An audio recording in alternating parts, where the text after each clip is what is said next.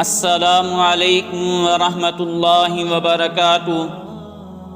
ناظرین گرامی، اسی مہینے میں ربیع الاول میں حضور صلی اللہ علیہ وسلم کی ولادت ہوئی۔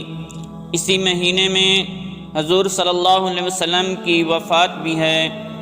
حضور صلی اللہ علیہ وسلم کی ولادت باسعادت کیسے ہوئی، کہاں ہوئی، ولادت کے بعد کے واقعات کیا پیش آئے، اور ولادت کے بارے میں مختلف اقوالات ہیں۔ بعض نے کہا کہ سرکار صلی اللہ علیہ وسلم کی ولادت 8 ربیع الاول کو ہے۔ بعض نے کہا سرکار صلی اللہ علیہ وسلم کی ولادت 10 ربیع الاول کو ہے۔ بعض نے کہا سرکار صلی اللہ علیہ وسلم کی ولادت 9 ربیع الاول کو ہے۔ بعض نے کہا سرکار صلی اللہ علیہ وسلم کی ولادت 12 ربیع الاول کو ہے۔ راجح قول یہ ہے کہ مصر کے پہلے عالم محمود پاشا فلکی نے کیلنڈر کی تاریخ سے یہ ثابت کیا کہ حضور صلی اللہ علیہ وسلم کی ولادت 9 ربیع الاول کو ہوئی، وفات 12 ربیع الاول کو ہوئی۔ اسی پر پوری امت کا اتفاق ہے۔ حضور صلی اللہ علیہ وسلم کی جس رات پیدائش ہوئی، حضرت آمنہ فرماتی ہیں ہمارے گھر میں غربت کا یہ عالم تھا کہ اس دن ہمارے گھر میں دیا جلانے کے لیے تیل بھی نہیں تھا۔ پیدا دنیا کے سردار نے ہونا تھا۔ مولانا مناظر حسین گیلانی نے لکھا ہے کہ اگر اللہ تبارک و تعالی چاہتے تو آسمان کے چاند کو حکم کر دیتے کہ آج رسول اللہ صلی اللہ علیہ وسلم کے دروازے پر پہرا دے، یا سورج سے کہہ دیتے کہ سورج اپنی کرنیں اور شعاعیں حضور صلی اللہ علیہ وسلم کے دروازے پر روشن کر لے، یا ستارے آ کر طلوع ہی نبی صلی اللہ علیہ وسلم کے گھر پر ہوتے، یہ ہو سکتا تھا۔ لیکن اللہ تبارک و تعالی نے ایسا نہیں کیا، بلکہ اس غربت کدے میں جس میں اندھیرا تھا اس میں رسول اللہ صلی اللہ علیہ وسلم کو بھیجا، تاکہ دنیا بھر کے جو غریب لوگ ہیں اور مسکین اور یتیم ہیں ان کا سر فخر سے بلند ہو جائے کہ اگر ہم غربت میں ہیں تو کیا ہوا، ہمارا سردار بھی بالکل غریب تھا اور یوں ان کی پیدائش بھی غربت کدے میں ہوئی تھی، وہ بھی یتیم پیدا ہوا تھا، یتیمی کا دور دورہ تھا۔ قرآن کریم کی آیات ہیں الم یجدک یتیما فآویٰ، یہی اس کا مفہوم ہے کہ اللہ تبارک و تعالی نے اپنے پیغمبر کو یتیم کیا تھا۔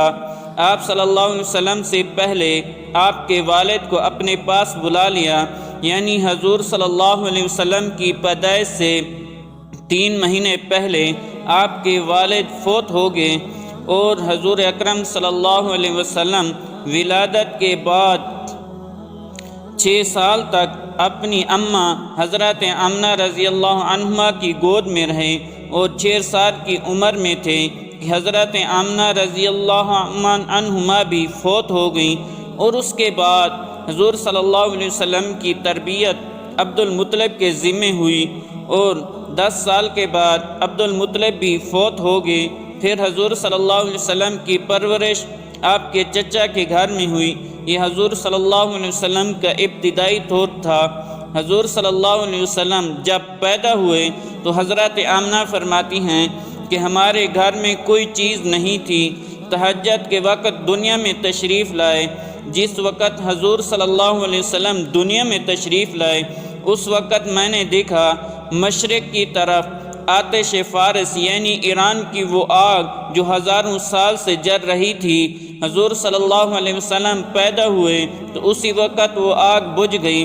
حضرت آمنہ رضی اللہ عنہما فرماتی ہیں کہ میرے محمد مصطفیٰ صلی اللہ علیہ وسلم کا یہ معجزہ دنیا کو دیکھا۔ حضور صلی اللہ علیہ وسلم کی پیدائش ہوئی تو کسریٰ کا محل جو اس کے کنگر زمین پر گرے، کسریٰ کے محل کے کنگر گرے اور آتش فارس جلتی ہوئی بجھ گئی، اور اس کا نام و نشان نہ رہا۔ یہ حضور صلی اللہ علیہ وسلم کا ابتدائی معجزہ تھا۔ جب حضور صلی اللہ علیہ وسلم دنیا میں تشریف لائے، بہت سارے لوگوں نے آسمان پہ روشنی دیکھی، گھر میں روشنی دیکھی، ارد گرد روشنی دیکھی۔ حضور صلی اللہ علیہ وسلم ایک ایسے اندھیرے میں پیدا ہوئے جس کے سامنے دنیا کا چراغ نہیں تھا، لیکن جب حضور صلی اللہ علیہ وسلم آئے تو پوری دنیا کا سورج طلوع ہو چکا تھا، جس کو قرآن نے کہا سراجم منیرا۔ یہ جو سراج منیر ہے، اس سراج منیر کو اس گھر میں بھیجا جس گھر میں چراغ جلانے کے لیے دیے میں تیل ہی نہیں تھا، لیکن آنے والا ہی سراج منیر ہے۔ حضور صلی اللہ علیہ وسلم کی ولادت پر خوشی، حضور صلی اللہ علیہ وسلم پیدا ہوئے، حضور صلی اللہ علیہ وسلم دنیا میں تشریف لائے، اس غربت کدے میں آئے کہ اس گھر میں آپ کی پیدائش ہوئی جس گھر میں چراغ جلانے کے لیے تیل بھی نہیں تھا۔ حضور صلی اللہ علیہ وسلم دنیا میں تشریف لائے۔ حضرت آمنہ فرماتی ہیں روشنی چار سو پھیل گئی، پوری دنیا میں روشنی ہو گئی۔ 2 دن 4 دن گزر گئے، پورے مکے کے اندر جس جگہ حضور صلی اللہ علیہ وسلم تشریف لائے پورے لوگوں کا، عرب کے قریشیوں کا چرچا تھا۔ ابو طالب کو بڑی خوشی تھی، میرا بھتیجا آیا۔ عبد المطلب خوشی سے پھولے سمائے نہ تھے کہ میرا جو لڑکا عبداللہ فوت ہو گیا ہے، اس کے گھر کے اندر ایک چراغ روشن ہو گیا ہے، اس کے گھر کے اندر ایک اس جیسا بلکہ اس سے بڑا ہی حسین بچہ آ گیا ہے۔ عبد المطلب حضور صلی اللہ علیہ وسلم کو اس طرح اٹھا کر گلیوں میں پھرتے تھے، لوگوں سے کہتے تھے دیکھو یہ میرا پوتا کتنا خوبصورت ہے، اور ہر آدمی حضور صلی اللہ علیہ وسلم کو دیکھ کر کہتا یہ تو بہت اچھا بچہ ہے، یہ تو بہت خوبصورت ہے، ایسا حسین تو دیکھا نہیں کسی نے، اس کے نقش کو دیکھو، اس کی آنکھوں کو دیکھو، اس کے سر کو دیکھو۔ کسی نے کہا اس کے ناک کو دیکھو، کسی نے کہا اس کے لبوں کو دیکھو، کوئی کچھ کہتا، کوئی کچھ کہتا۔ عبد المطلب نے سوچا اس بچے کا نام کیا رکھوں؟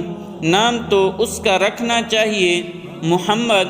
محمد عربی میں کہتے ہیں کہ آنے والا جس کی تعریف کی جائے اسے محمد کہتے ہیں۔ عبد المطلب کہتے ہیں کہ ہر آدمی نے کیونکہ اس کی تعریف کی ہے، اس لیے آج کے بعد اس کا نام محمد ہوگا تاکہ قیامت تک کے لوگ اس کی تعریف کریں۔ اللہ تبارک و تعالیٰ سے دعا ہے کہ مجھے حق اور سچ کہنے کی توفیق عطا فرمائے۔